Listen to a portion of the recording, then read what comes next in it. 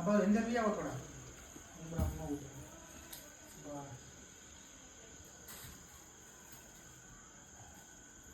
બસ ભક્તિબેનને જોવાના પછી કે જણા કરશે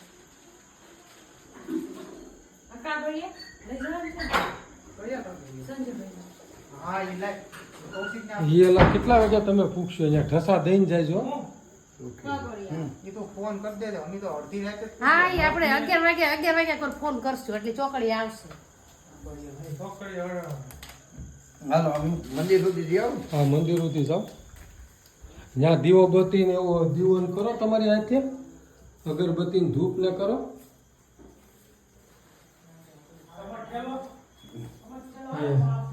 ઓલા ફૂલ આપે બાપાને ચડાવી દો મંદિરમાં